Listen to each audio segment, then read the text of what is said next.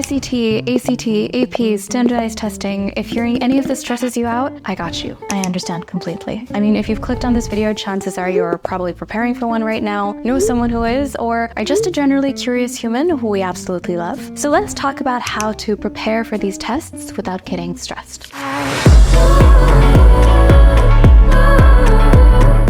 But first, what even is a standardized test? These are tests designed to be taken in a consistent or standard manner, meaning that they usually have the same kind of format year on year, there's no surprises, and they're often multiple choice question based. These tests are taken by students applying to college, apparently as a measure of their aptitude, and based on how well they do, they are ranked in a percentile as a comparison to other students. Now you might be wondering why this is the case. Well, when you apply to college, students are coming from a variety of backgrounds, different educational systems, different countries, some are homeschooled, some are not, private versus public, whatever the situation might be, different boards, A-levels, O-levels, ICSE, CBSE, the list goes on. So these tests have been designed to be the standardized measure that anybody coming from any background can take and helps them know where you are across the general board of applicants. That's really all it is. It's just a quick measure, they'll take a look at it and move on. You watching might be wondering, why in the world should I listen to this person? For context, I did my undergrad at Harvard, and at the time the SAT was out of 2,400, now it's out of 1,600, and I got a 2370 on 2,400, which is an above average score, considered to be very good. But to be very honest with you, the reason I scored well was not because I'm necessarily smarter or have a better aptitude. It just means that I know how to take tests. And here's some facts that you should know when you prepare. So most of these tests are not a test of aptitude or intelligence, but they're a test of endurance and basically how well you are familiar with the test itself. As we talked about earlier, there are standard formats of questions. And if you take enough practice tests, you won't be hit with any surprises. The real test is, can you answer these questions under pressure? Sometimes students even mess up bubbling the correct answers just because they're so stressed, and sometimes you might even get most of the answers correct, but you might miss a line and then your whole test gets messed up. So it's really about how present you can be on exam day, how well you do under pressure. And if you watched the movie The Incredibles, there's one of my favorite quotes is by Edna, who is the stylist. And she says, "Luck favors the prepared." Luck favors the prepared, which I absolutely agree with, because a lot of these are factors depend on luck, right? But what nobody can take away from you is how well you prepare. The formats of these tests are pretty simple. They're usually multiple choice. Occasionally, some of them will have a written response, but they'll be within a specific amount of words. And upon looking at the paper, you should be able to gauge, okay, I can do these quickly. These ones might take me more time based on your levels of comfort with each subject. Both the SAT and ACT are also known as reasoning tests because they're not really testing your knowledge in a subject, but your reasoning and thinking skills in English and math and logic. So really the key is preparation and confidence. So you might be wondering, how do I prepare? I remember when I was studying for the SAT and the APs, I bought as many books as possible under the sun. I probably owned some ridiculous 14, 15 SAT books, not because I was trying to study from each of them, but I was trying to get access to as much practice material as I could. Because I knew that, because it really was about how familiar I was with the questions. And I remember downloading tests from the internet, buying all these books, probably answered thousands of questions, took 20 to 30 practice tests. So by the time the test came around, it was a breeze because I knew what to expect. But to be fair, it did take me a long time to find all of these resources. For you, however, given how AI has advanced, the exciting news is that if you're preparing right now, you don't have to do the same thing. Because I found a tool that's like ChatGPT for standardized tests. It's called Easily AI that has tens of thousands of practice questions for the SAT, the ACT, and the AP exams. It's an AI-powered practice tool built by some ex-Stanford folks. They've worked with over 10,000 students and growing. And here's the thing, sometimes you'll have websites, but they're not staying up to date. So you might have a website that has information about the SAT from 5 years ago, but it's not really useful to you now. But since this is an AI-powered tool, they remain up to date with any test changes and questions faster than any of the books do, because books get published year on year, whereas this tech is down to the minute. The tool is cool because it has unlimited questions, but they also give you performance data. So let's say you got 10 questions wrong. It'll help you identify why you got these questions wrong, where you can improve, and when you're just initially practicing, you can click on it for hints and explanations and ask it questions like you would, say, a tutor. It'll also give you a general score prediction so you don't have to waste time calculating your score, and it helps you identify areas that are difficult particularly to you so you can do extra practice in those areas too. It has 10 to 15 times the number of questions in a regular practice book. It's free to try, and if you decide to go ahead with it, it's pretty affordable. If I had it during my time, I would have probably spent a fraction of the amount of money I spent on all the books. And so when I found out about this tool, I've reached out to them, and they've agreed to give our community a discount code. So here's the discount code. I'm also going to leave links and details in the description box that you can check out. So the way it works is you start with a free diagnostic exam where it gives you a performance review at the end of it and helps you identify the questions you got wrong so you can study smarter and not harder. What I found really cool is that it gives you all of your mistakes in one view, so you don't have to go back and look for which specific questions you got wrong.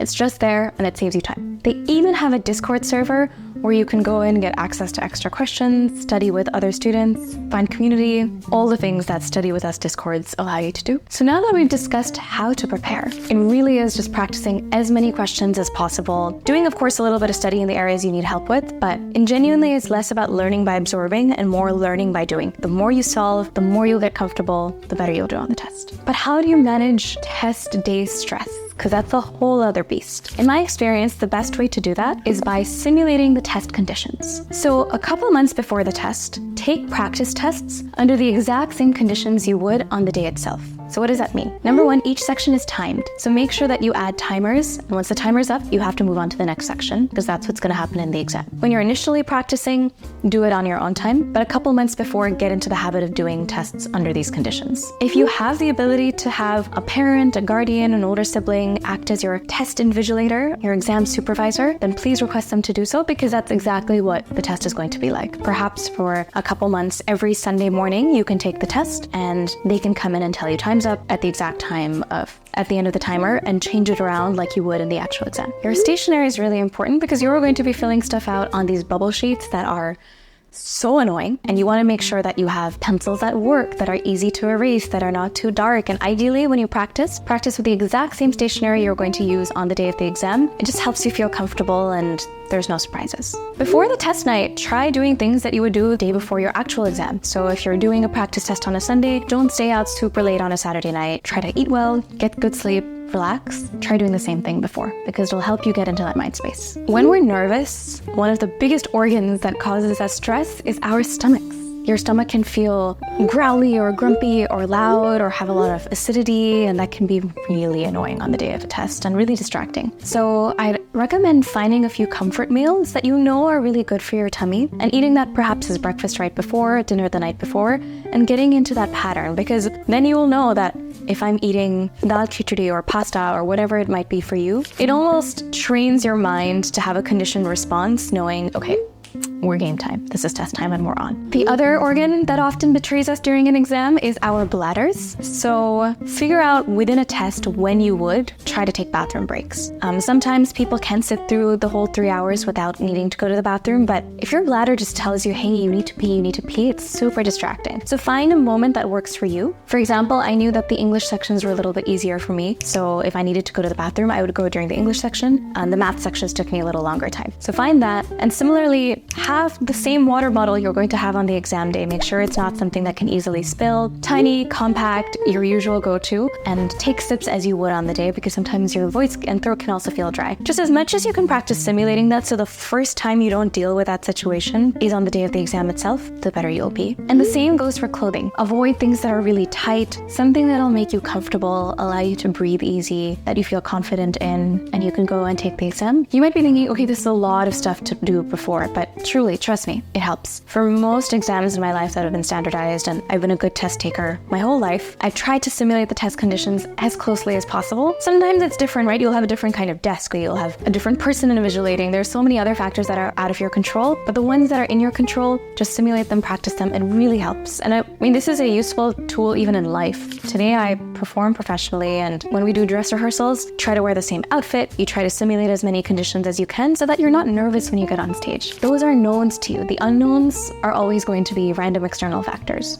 But whatever you can control, whatever you can prepare for, you'll feel so secure and confident. I know this whole video has been about test taking and reducing stress, but I do want you to know, testing isn't everything. It is a part of life and it's a part of academic life as we know it, but I truly, truly hope that they start to develop more tests that test different kinds of aptitudes, because not everybody has this standardized aptitude, and I don't even truly know what that means. It's what exists in the current system, so we must learn how to deal with it. But in my opinion, different people have different aptitudes, and I think it's really, really important that we value things beyond exam taking, we value things beyond just testing, because people are holistic humans way beyond that. And as you can tell, the key to these tests is not how smart you are or even what you know. It's about how you do. And while that's a really useful skill in life, I just want you to know that, or hope you know, that testing is a part of life. It's not everything. There are so many other ways to stand out, shine, find your calling. I really hope that some of these tools and tips were useful in just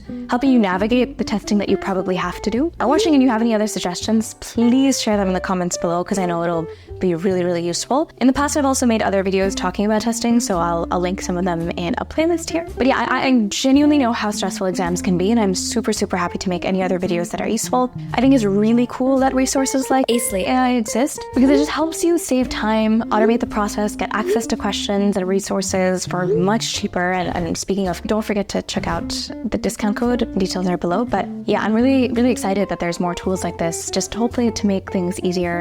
And hopefully the system just changes over time. I know it's been a long time since I've been on here, on YouTube, and chatting like this, but hopefully we'll be able to come back more and more. Life has just been crazy busy, and if you are part of our community on other short form platforms, you will see what's been going on, which has been amazing, and I'm really grateful. But yeah, if there's any other things that you would find useful, things you want to know about, or other Q&As, or resources like this, let me know, and we'll try our best to share them with you. Sending you loads and loads of love, and yeah, you've got this. Don't stress. It's just a test.